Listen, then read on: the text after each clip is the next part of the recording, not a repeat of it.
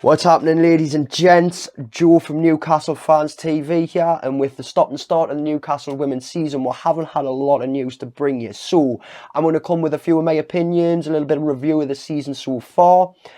We want to get your thoughts as well down in the comments, so let's get right into it, people. Very strange start to the season, eh?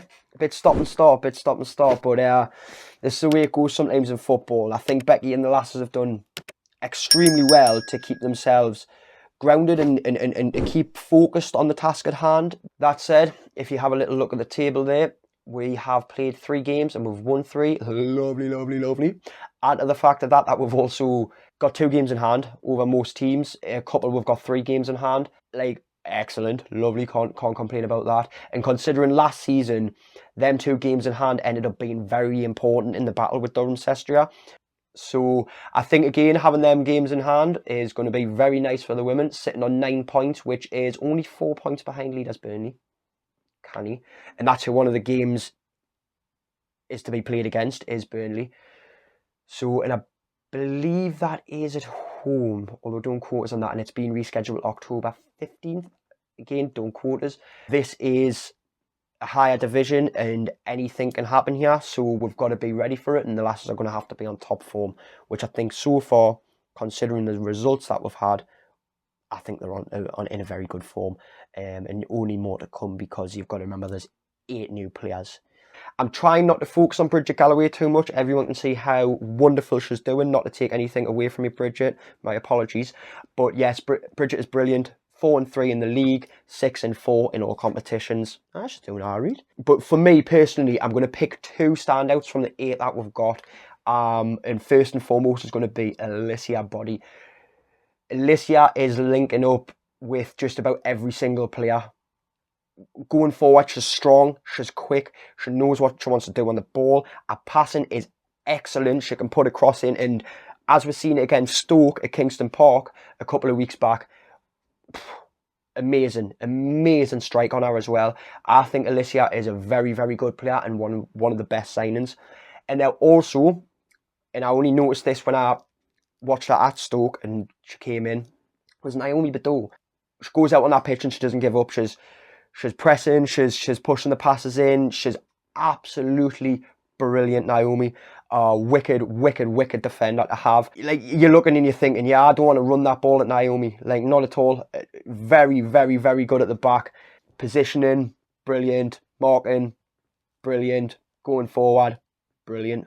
No complaints. So yes, Body and Badou would definitely be my 2 top picks out of the new 8 players. Let us know yours in the comments, guys. Taking nothing away from any of the players who helped me get promoted last season.